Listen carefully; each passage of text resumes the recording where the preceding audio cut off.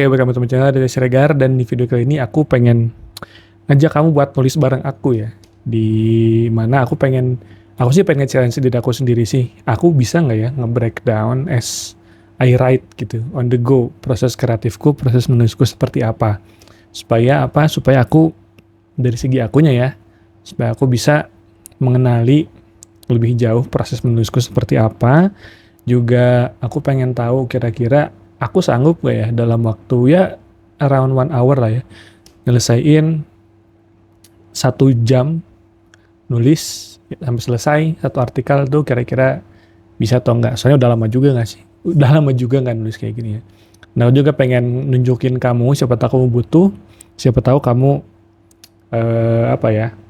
lagi bingung sama proses kreatif, sama proses menulis yang lagi kamu coba dalami, dan kamu pengen lihat orang lain tuh nulis tuh kayak gimana sih.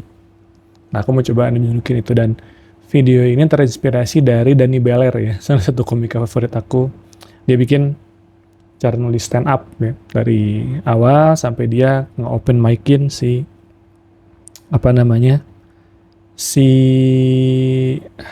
beatnya tersebut. Oke, kalau gitu tanpa berlama lagi langsung aja kita mulai.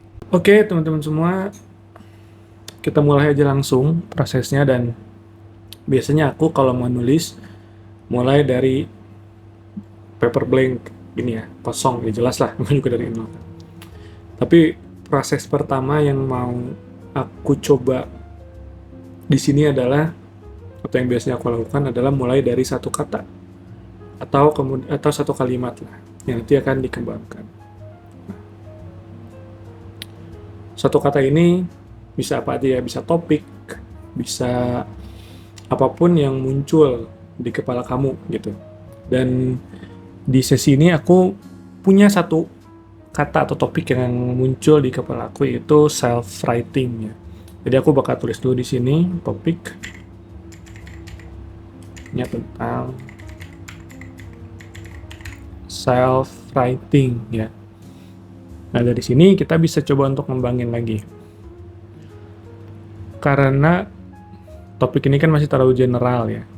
Kita juga masih belum tahu angle-nya apa, terus nanti mau di frame-nya kayak gimana, pesan apa yang mau disampaikan, argumennya seperti apa. Nah, dari sini baru aku biasanya dari topik, aku nunggu nih, tabnya self-writing.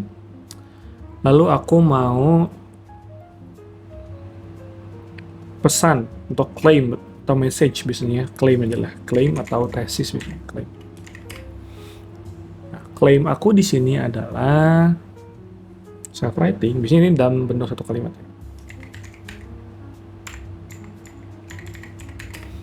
Self-writing bisa apa ya?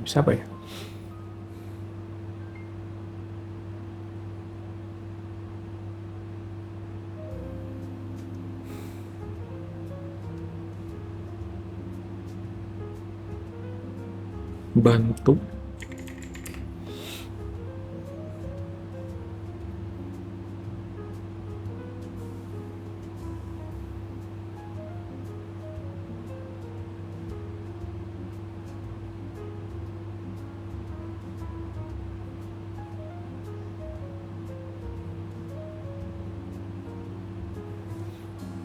kamu keluar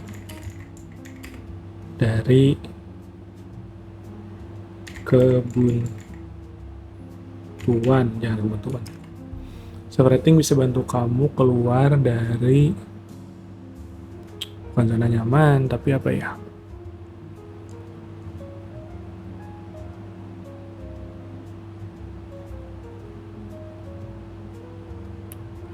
Klaim ini harus sesuatu yang bisa kamu pertahankan nanti, dan bentuknya biasanya adalah opini ya, atau bisa juga nggak sih.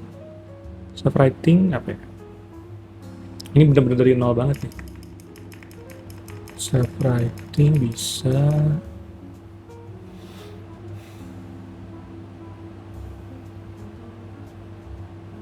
kalau self-writing bisa bantu kamu kenal diri tuh terlalu plain ya, terlalu so what gitu.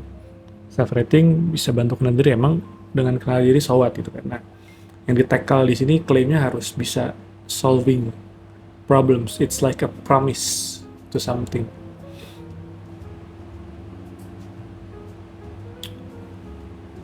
Dan aku kalau udah kayak gini suka anxious.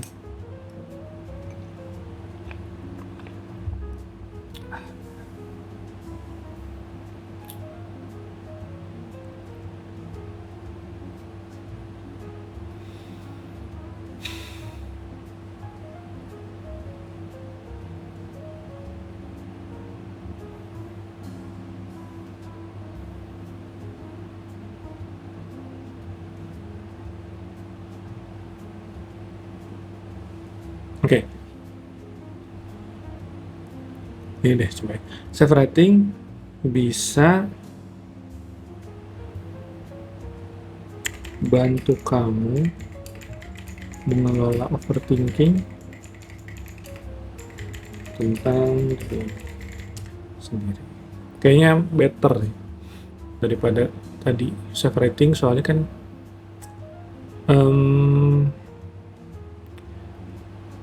karena overthinking adalah suatu fenomena yang cukup banyak orang alami dan kadang mereka juga bingung nih overthinking dan ngelolanya seperti apa. Salah satu caranya adalah dengan self rating tersebut. Oke, bisa di otak-atik ya. Kenapa klaim atau pesan ini penting di awal? Karena nanti ini yang bakal jadi anchor, teman-teman.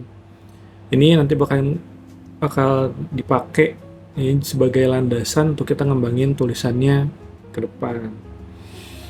Nah, kalau si klaimnya ini kemudian nggak kuat, atau si klaimnya ini kemudian masih ngawang-ngawang, nanti arah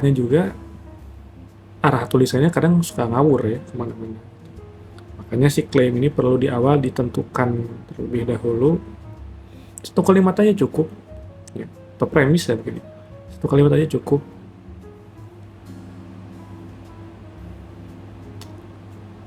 Tapi jelas, dan ini bisa kamu pakai buat nge-guide tulisan kamu.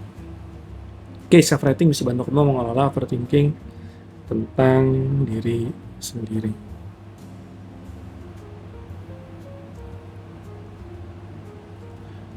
Coba biasanya pecah nih, ada keyword ya. Keywordnya sini ada self, sini ada writing, mengelola ya, sama overthinking.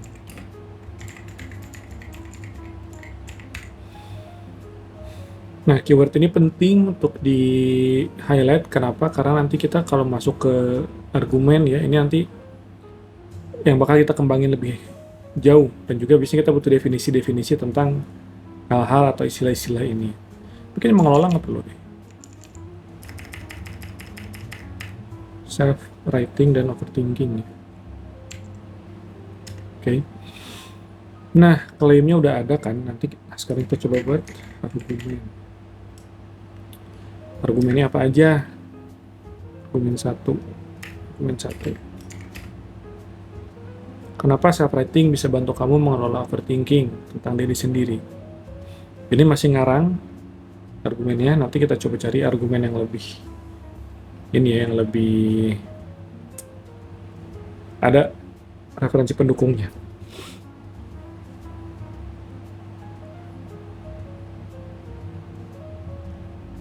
Kenapa self writing bisa bantu mengelola overthinking?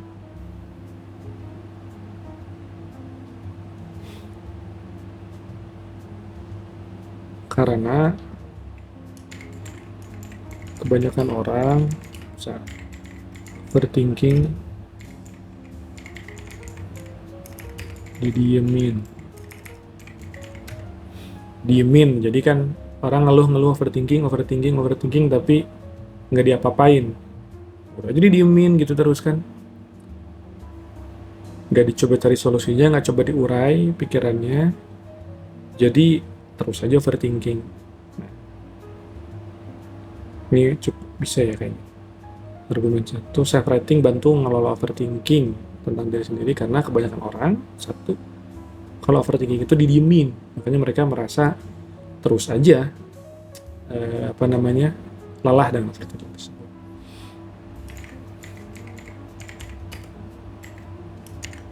Argumen 2, kita coba pakai 3 argumen aja dulu deh, cukup kayaknya. Argumen 2,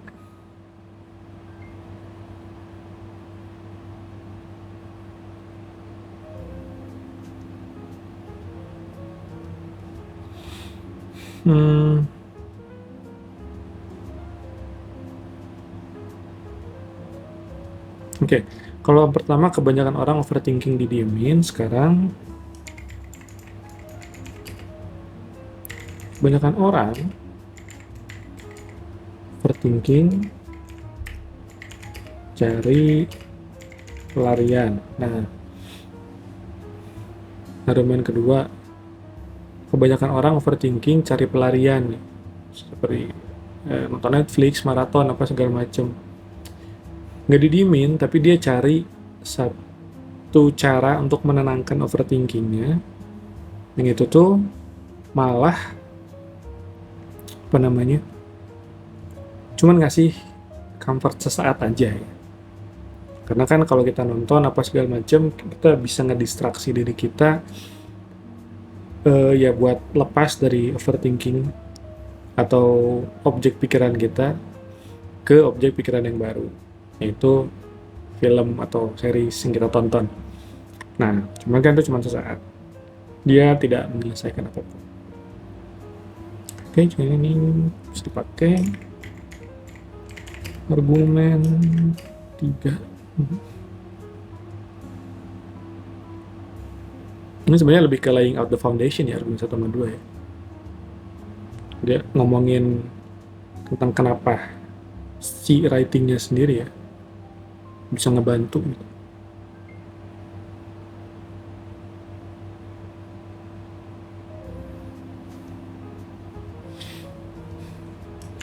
Menulis meringankan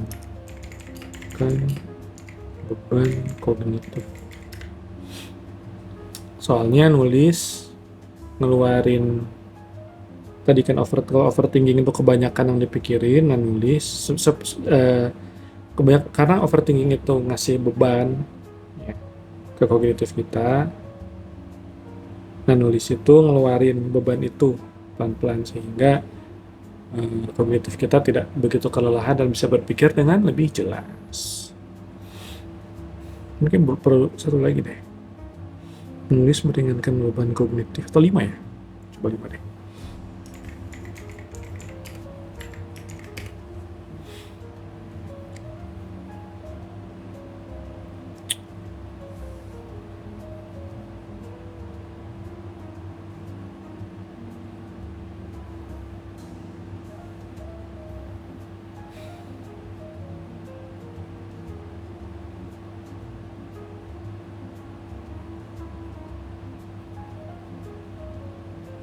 Nah ini kan baru nulisnya ya, nulis meringankan beban kognitif. Sekarang kita masuk ke self-nya.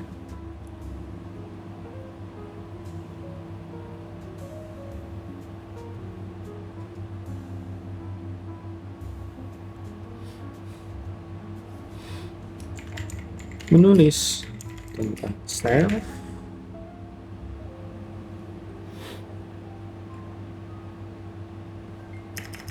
diri sendiri.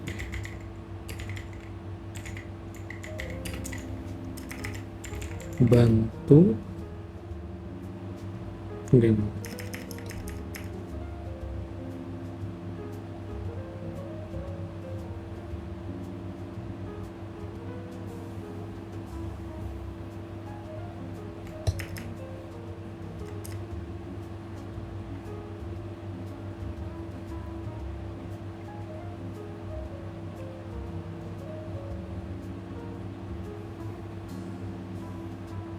kan kalau menulis meringankan beban kognitif ya, beban kognitif apapun bisa apa aja ya, kadang dipikirin kan juga bisa apa aja, kita bisa mikirin apa aja. Nah tapi Kenapa harus self writing gitu kan? Karena kan yang di overthinkingin itu diri sendiri. Mungkin masalah tentang diri sendiri, tentang kegelisahan diri sendiri, ya. Apa tuh?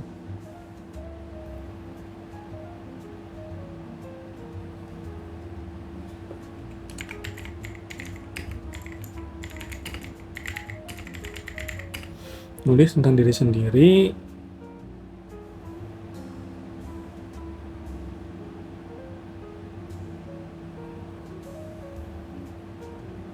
menulis tentang diri sendiri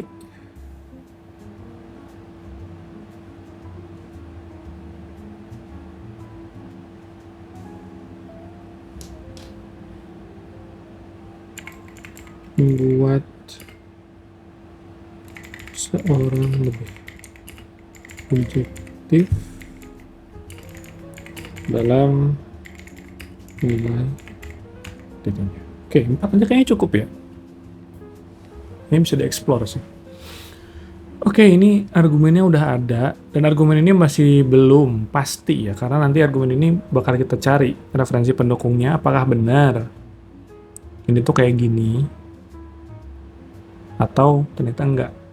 Bisa aja argumen ini memang ada yang matahin juga secara ilmiah, jadinya nggak masuk ke dalam sini. Makanya nanti setelah ini kita bakal nyari referensi sih, tapi sebelumnya kita coba ubah dulu ke dalam bentuk pertanyaan. Kenapa diubah ke dalam bentuk pertanyaan? Supaya kita lebih gampang untuk nulisnya, karena kita secara psikologis kita berusaha untuk menjawab pertanyaan kan, dibanding ini nge-breakdown statement itu lebih gampang untuk menjawab pertanyaan. Pertama misalnya, apa yang membuat kebanyakan orang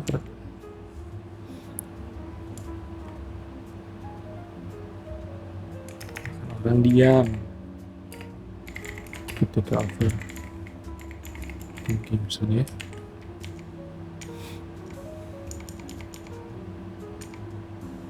Ini bisa.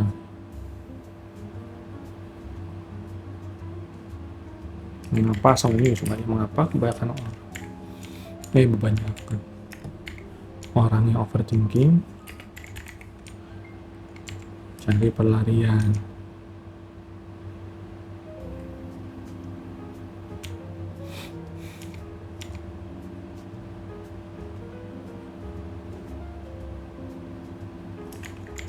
Apakah menulis sanggup meringankan beban kognitif? Ini juga nanti yang bisa jadi kita ribet. Ini juga bisa kita pakai nanti sebagai keyword ya untuk searching, karena dalam bentuk pertanyaan. Misalnya ke AI kayak atau apa? Benarkah menulis tentang diri sendiri membuat seorang lebih intinya? Oke. Argumen 1, 2, 3, 4 udah. Ini pesan atau kesimpulan bisa di awal, bisa di akhir ya, tapi aku coba kasih di awal dulu aja deh. Pesan ini bisa kesimpulan atau sesuatu yang insight yang pengen didapat dari tulisan itu apa sih? Karena jujur aku orang yang cukup susah ya, kesulitan dalam nulis kesimpulan, karena aku udah klaimnya ada, argumennya ada, tapi ketika nulis kesimpulan apa ya? Emang kesimpulan dari tulisan ini apa ya? Nah itu juga yang bikin kemudian tulisanku kadang itu agak tidak bulat ya di akhir, tidak koheren di akhir. This is my problem sih.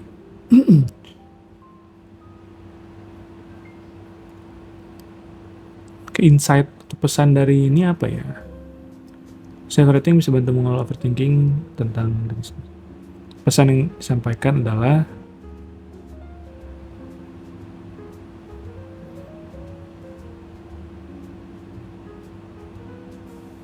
atau pesan ini bisa bentuk quotes atau kutipan.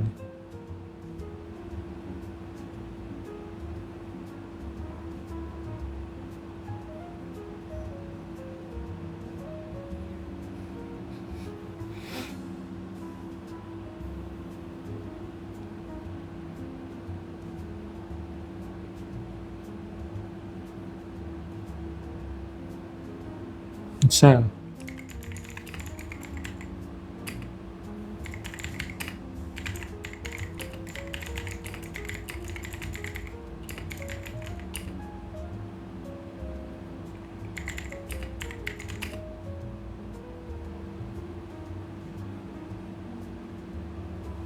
Ini deh. Pesannya apa ya?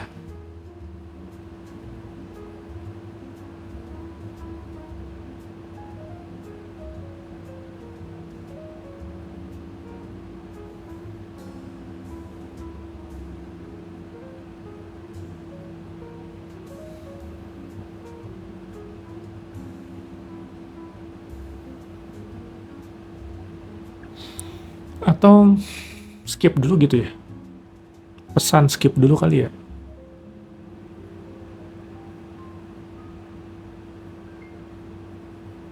Skip dulu aja deh.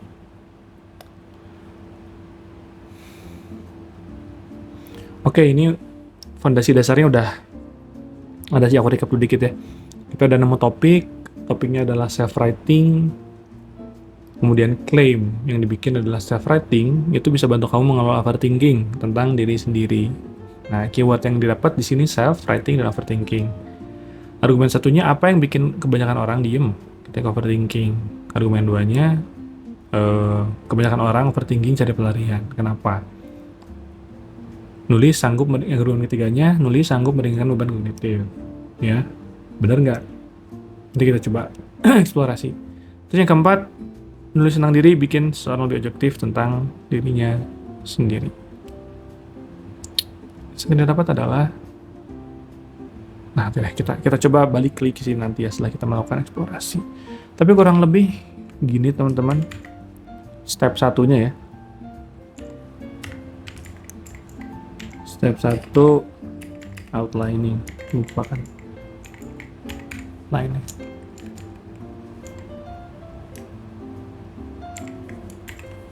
Sekarang kita masuk ke step 2, which is drafting. Drafting ini biasanya mana?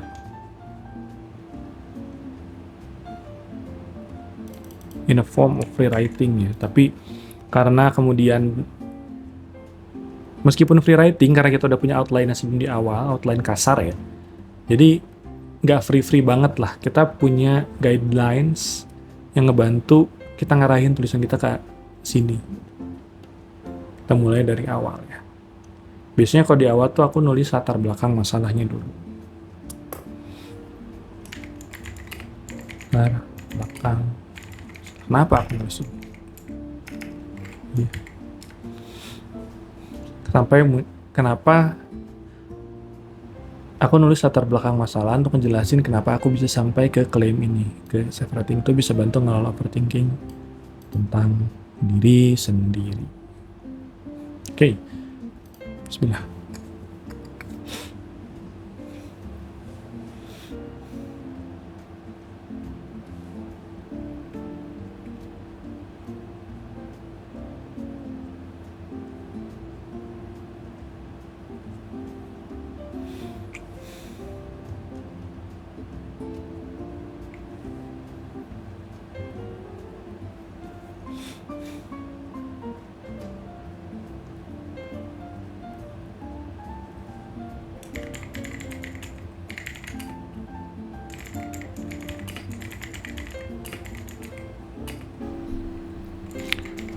Oke, teman-teman semua, karena aku di bagian terlalu fokus nulisnya dan nggak ngomong, aku mau coba voice overin aja apa yang sedang aku lakukan di sini. Jadi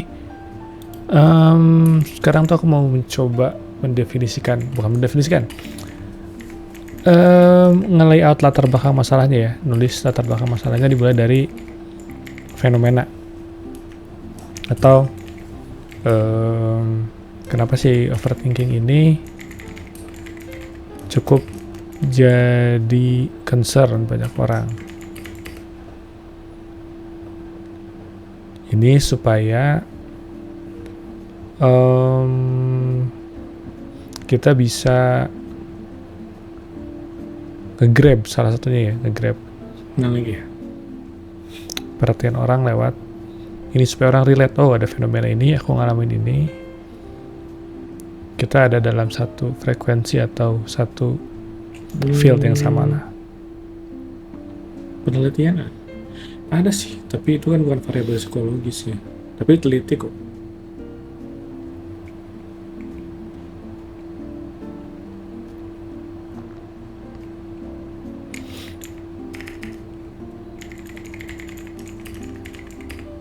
Dan biasanya ini dari umum ke khusus ya.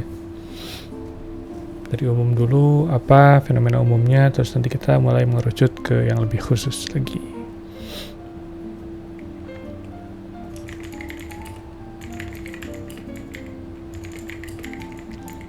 Dan di tahap ini memang masih benar-benar free ride ya. Benar-benar gak dipikirin bagus jeleknya, gak dipikirin tata bahasanya.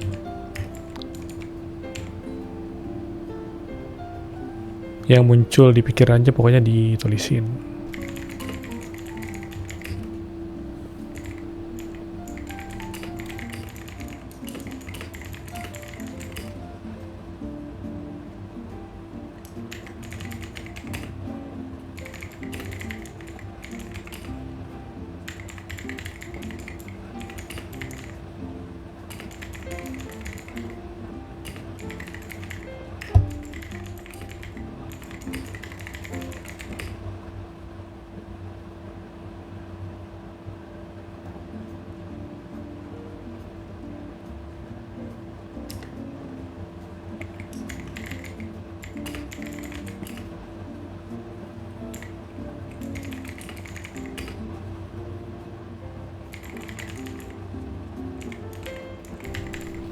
Oke, di sini aku mulai ngejelasin kenapa overthinking itu kalau tidak ditangani bisa menjadi masalah. Aku mulai dari statement guru aku, mentor aku, Kang Zen.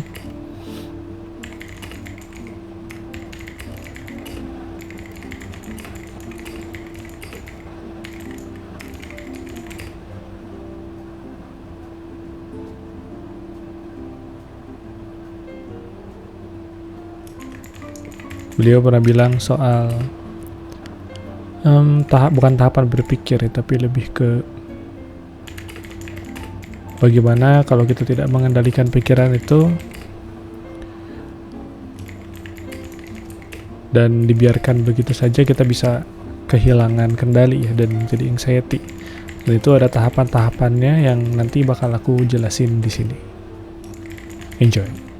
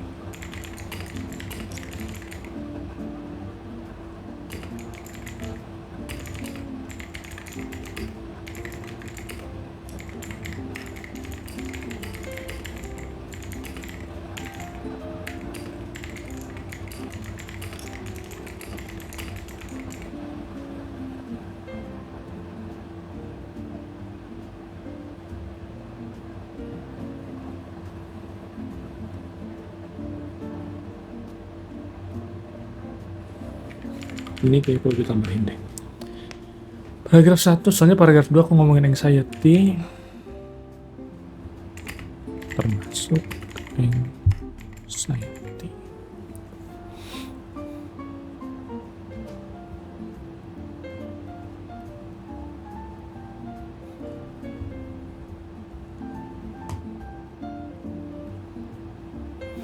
Tapi ini self-nya belum masuk di awal nih.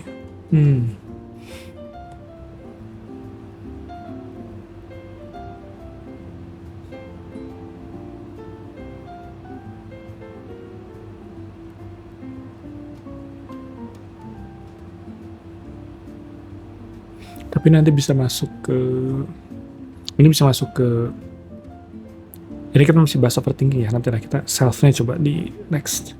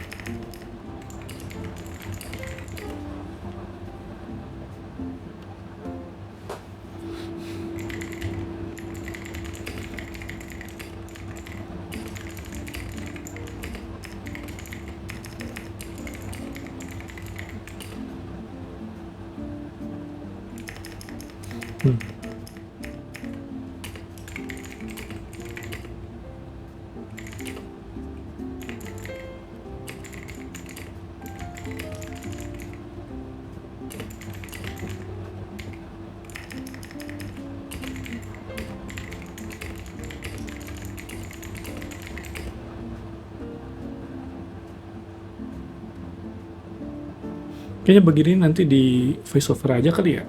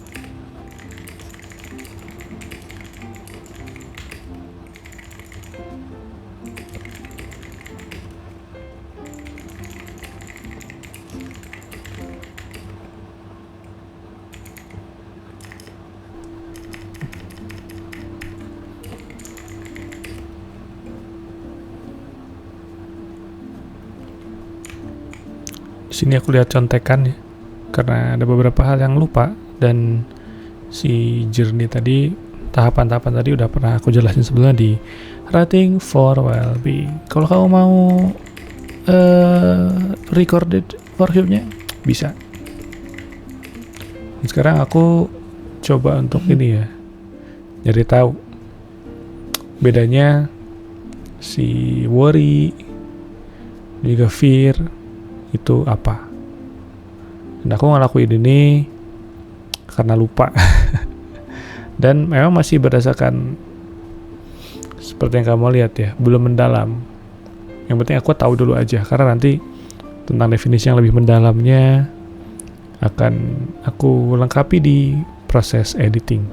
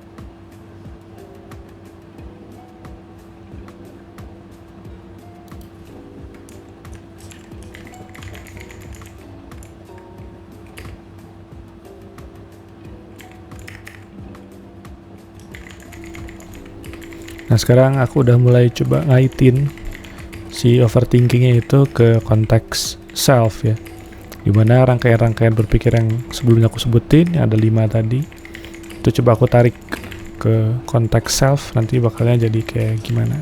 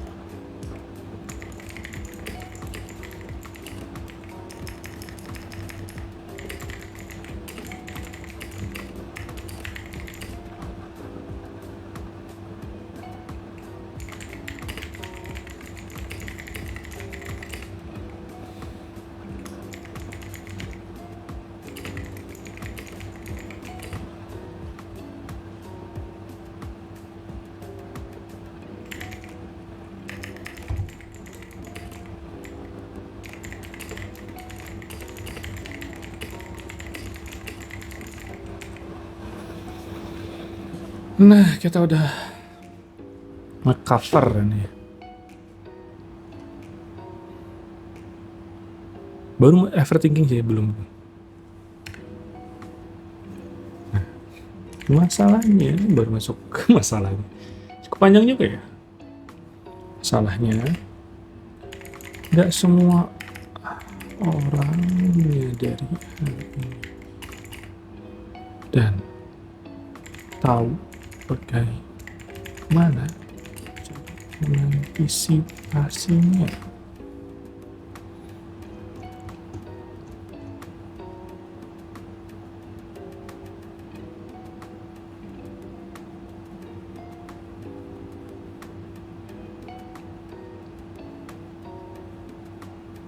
Harusnya argumennya udah muncul di awal dulu nih.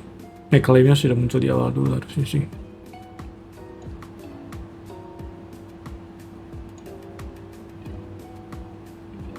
Nah, bisa sih. Masalahnya nggak semua orang ini berbicara. Oleh karena itu,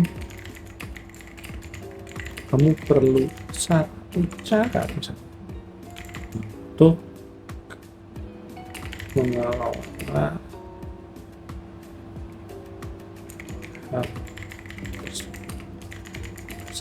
ya jalan self ya ke belakang masalah beres.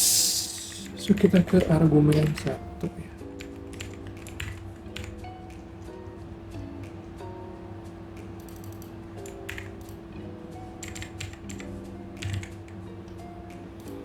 Oke.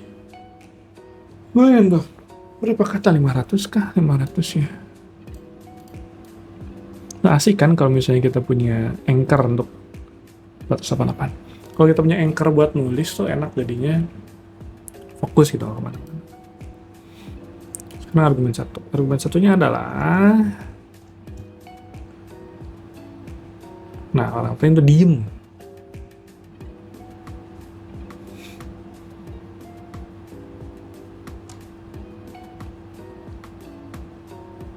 Oke.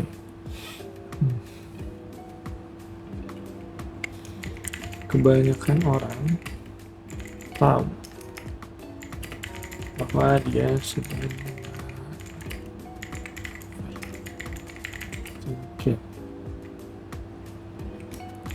Namun karena saking kompleks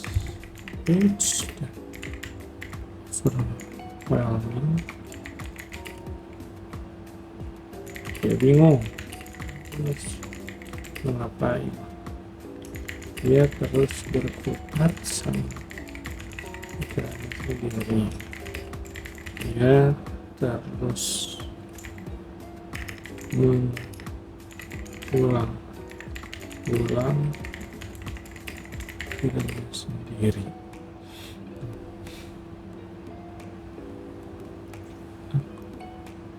Pikirannya sendiri.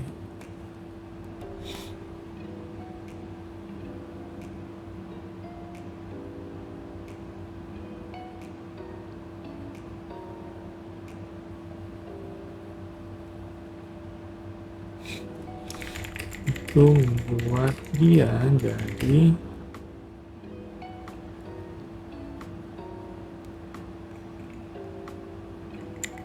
tidak berdaya sebagai seorang individu. Idealnya, ketika kamu tahu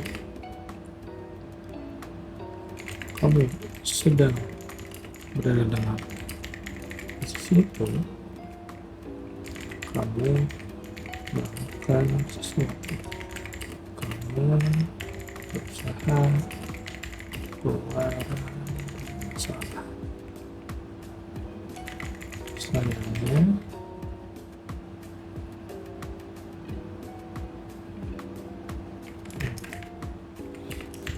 tapi kamu malah memilih untuk diam.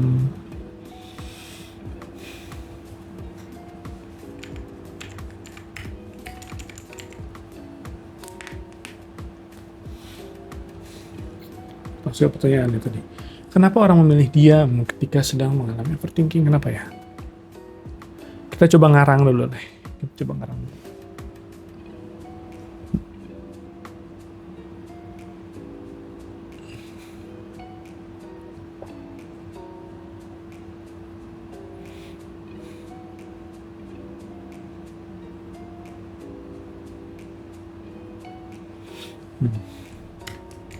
Kok milihnya soalnya mikir itu lebih enak daripada bergerak.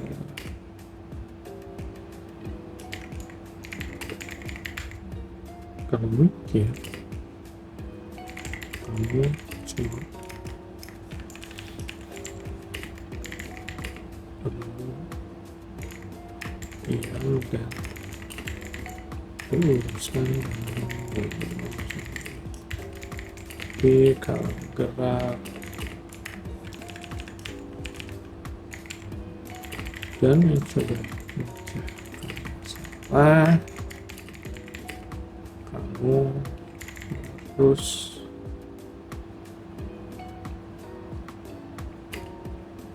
keluar dari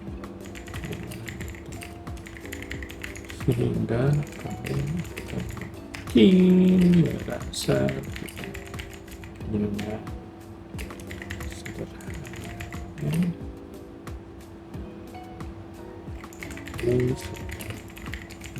hati rasa sakit.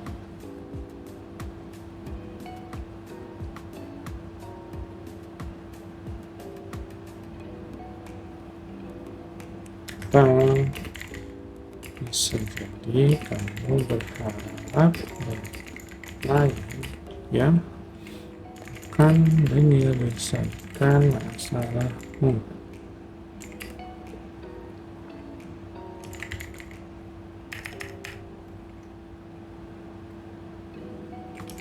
Kamu berharap keajaiban yang datang dengan kamu berdiam diri. Tapi namanya juga diam. Apa yang kamu harapkan dari sana? Ini mesti ngarang banget sih. Aku main dulu langsung.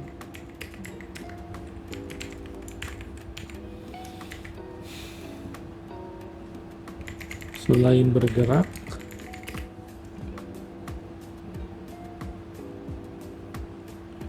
ada juga orang yang selain diem. Meski demikian, ada juga orang yang untuk namun bukan untuk menyelesaikan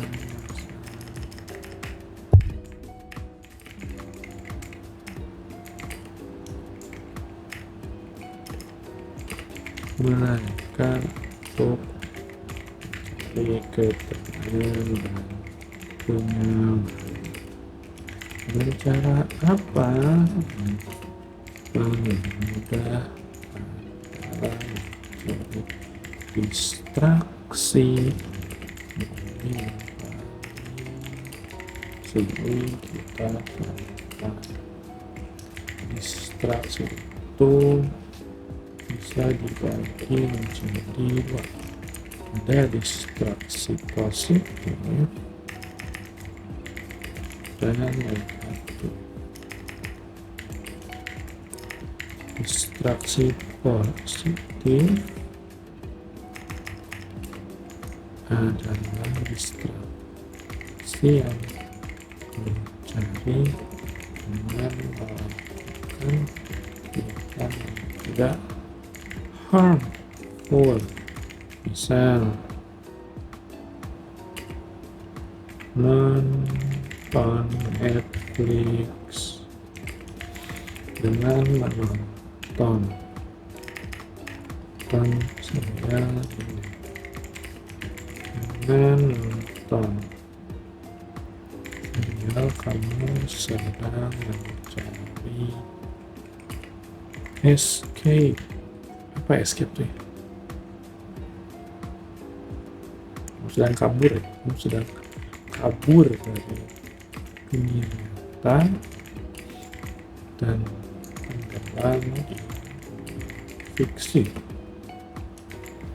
Di dunia nyata sakitnya terasa, di dunia fiksi semuanya terprediksi.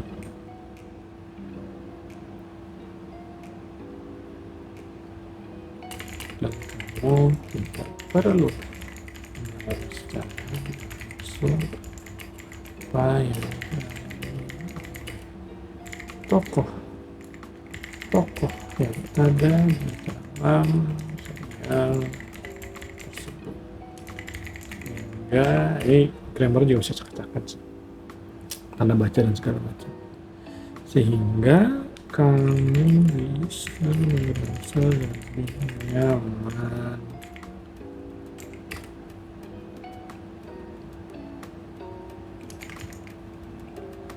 Kalau nonton ulang serial atau film itu kan nambah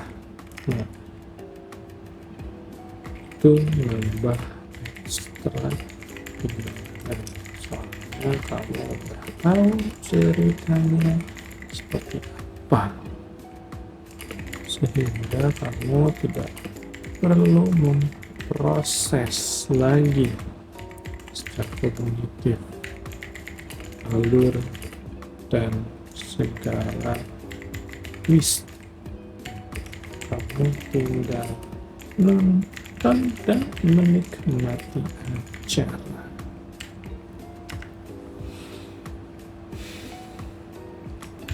Tapi selesai nonton, kamu akan kembali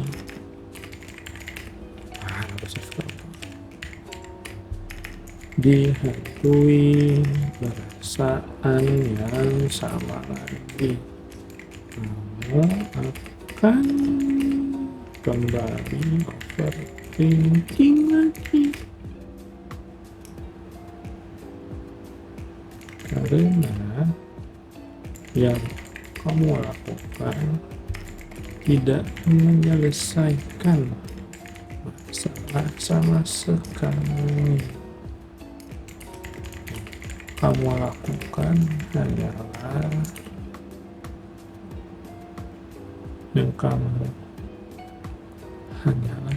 meredakan nyeri atau siksa. Oke.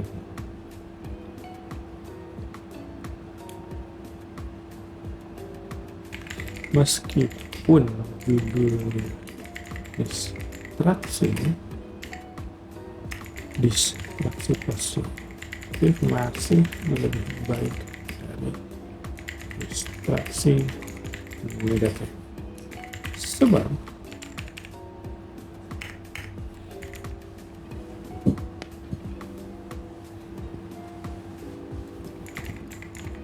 distraksi negatif akan mengarahkan kamu ke hal-hal yang sifatnya harmful atau menyakitkan, misal merokok. Kalau kamu seorang perokok, kamu pasti pernah merasakan cenderungan untuk merokok ketika sedang merasa tidak baik-baik saja. Atau ada juga orang yang akan secara berlebihan niat diri meningkatkan kolesterol dan diabetes. Namun ada juga yang lebih berbahaya, itu menyakiti diri sendiri dengan cara entah menyelet atau benturkan kepala ke dinding. Aku punya teman SD yang ketika sedang merasa tidak nyaman, dia selalu membenturkan kepalanya ke dinding. Kalau dia menangis atau dapatnya jelek atau berantem sama teman, dia selalu ke dinding, karena lebih baik sakit fisik dan sakit mental. Sakit fisik mudah dievaluasi, sakit mental itu sulit untuk kita. Oke, itu argumen 2. Sekarang masuk ke argumen 3.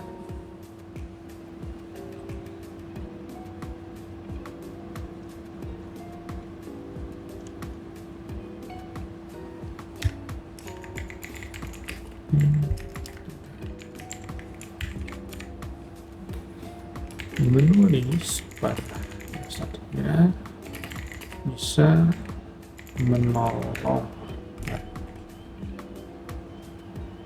menjadi solusi,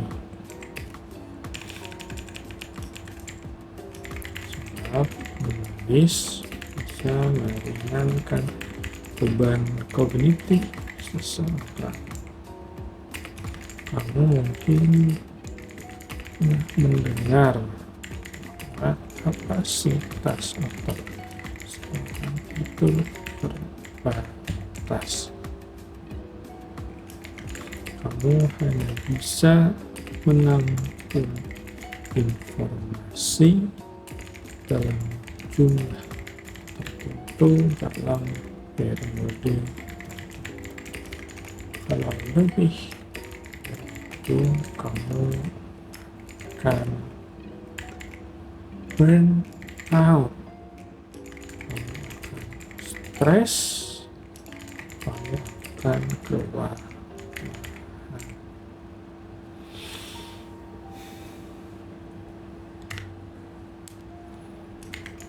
karena overthinking memenuhi kapasitas otak kita. Salah satunya adalah dengan mengurangi isinya. Ibarat ember yang sudah penuh oleh air, kita perlu menguras airnya supaya bisa menampung air di itulah fungsi dari menulis. Ada satu tokoh yang sering membahas namanya adalah James Barker. Dia adalah seorang ilmuwan psikologi yang concern terhadap menulis dan efeknya terhadap kesehatan mental.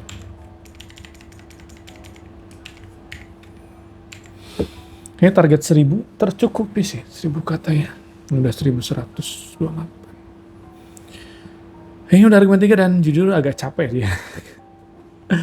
Ini baru pertama kali nah kayak ini nih. Nulisnya agak non-stop juga, tapi seru sih, overall seru sih.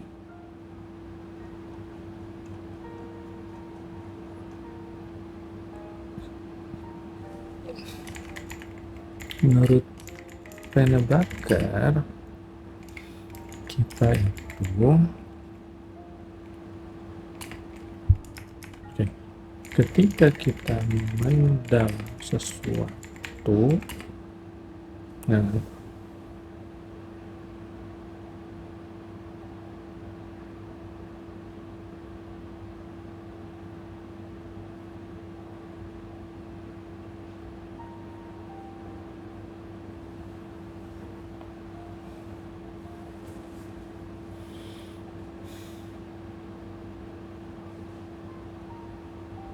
ini argumen 3 dan 4 digabungin aja cukup ya. Argumen 3 4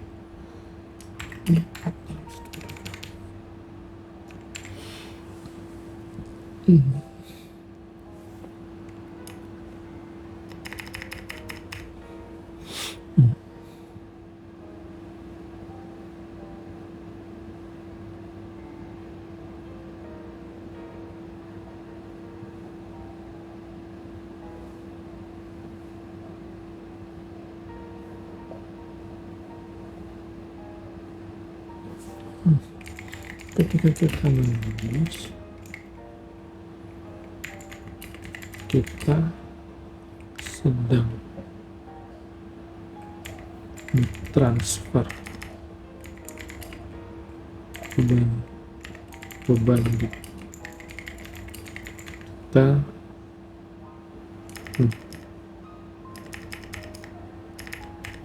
apa ya, aku lupa lagi.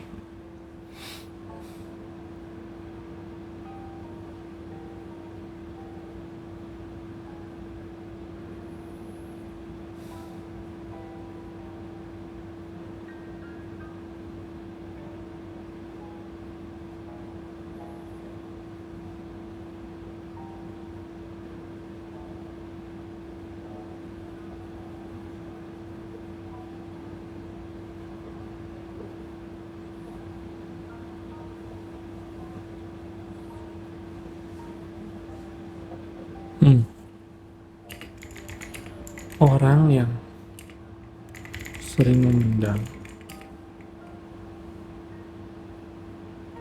akan merasa lebih baik ketika dia menuliskan hal yang dia pendam.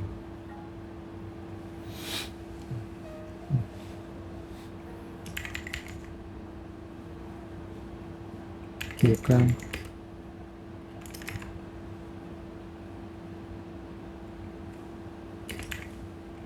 bukan hanya merasa baik secara mental, tapi juga secara fisik.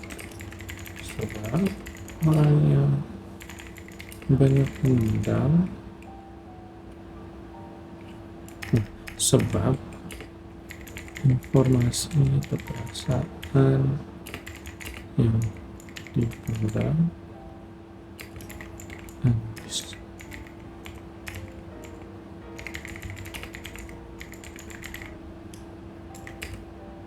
undisclosed akan mencari yang lain lewat fisik atau real. Orang yang mendem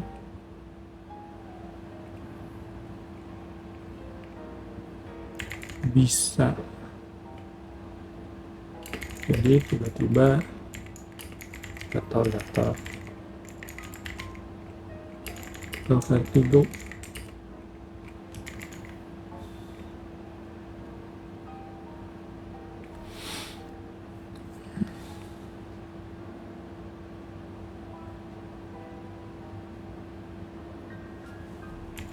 orang yang mendem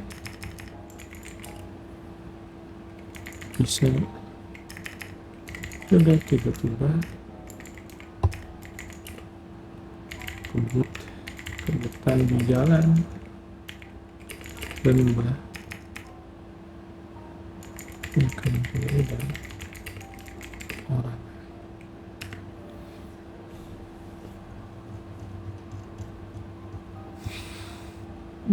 Kita cepat aja sekarang ya.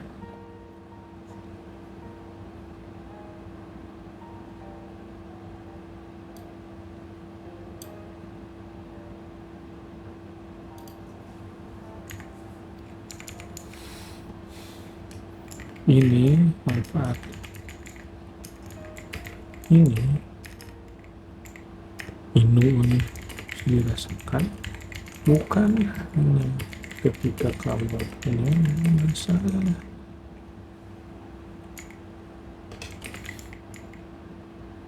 tapi juga ketika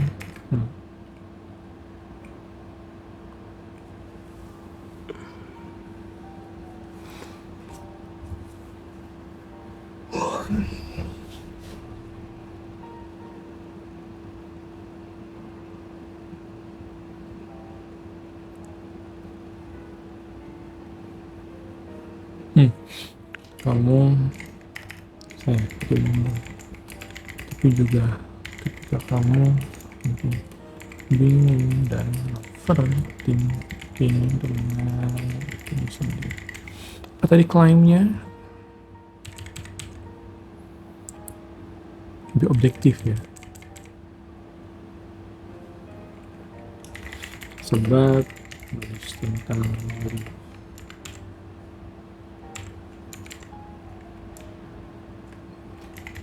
Di sini membantu kamu jadi lebih self-aware.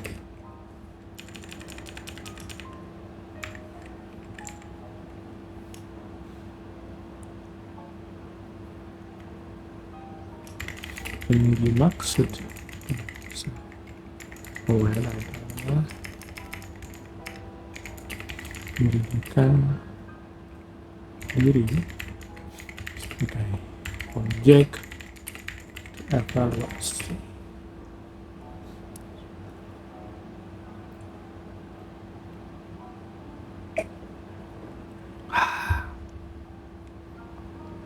Berapa jam gue udah?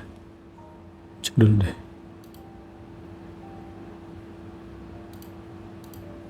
Oh, 1 jam coy. Cepetin. Sebagai objek untuk dievaluasi.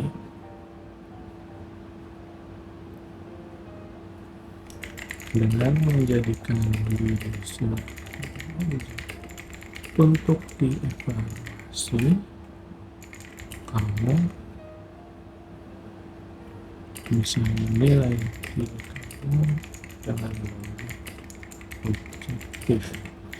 Bisa jadi apa yang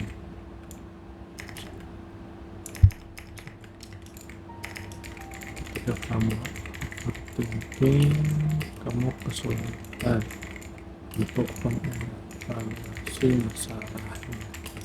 Tapi ketika kamu menuliskan tentang diri kamu dan apa yang kamu kamu jadi bisa melihatnya seperti kamu sedang melihat diri kamu sendiri, tapi di luar diri sendiri. Ini bisa kita refine nanti, tapi kurang lebih ya intinya kayak gini lah. Kesimpulan,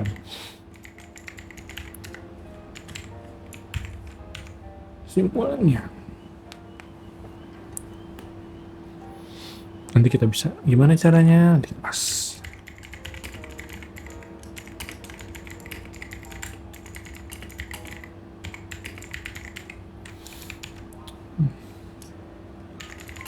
Di kesimpulan biasanya yang tadi pesan ya.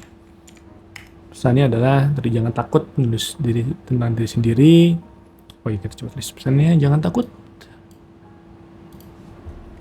jangan malu menulis tentang diri sendiri, karena itu adalah menjadi kamu mengenal. Pada intinya, menulis bukanlah kegiatan yang adalah kegiatan yang punya banyak manfaat. Menulis bukan hanya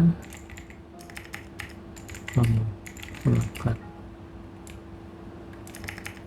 ini bisa kamu lakukan bukan hanya untuk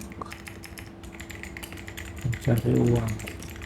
Menulis bisa kamu gunakan untuk mencari dirimu sendiri yang hilang.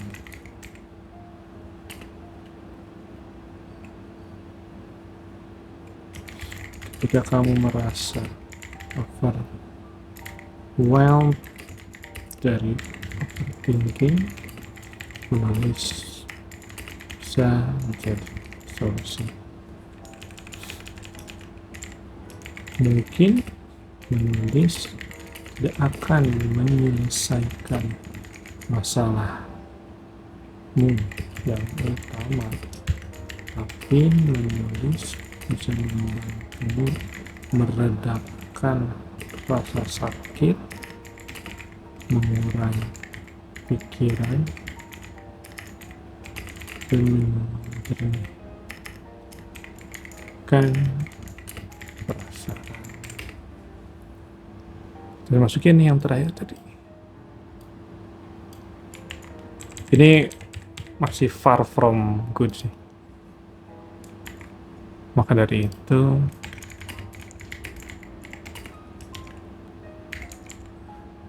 oke, 1000 words.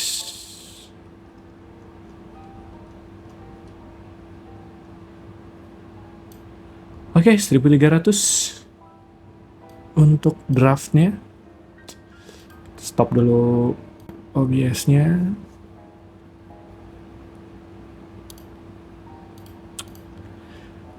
Oke teman-teman, udah sejam nulis dan aku udah ngasih lihat ya gimana proses aku menulis sampai jadi draft 1 ya, selesai 1300 kata. Masih belum sempurna, jauh lah dari sempurna, namanya juga draft pertama ya, tapi seenggaknya kamu dapat gambaran gimana sih proses menulis itu sendiri dari awal dari layouting sampai drafting ya.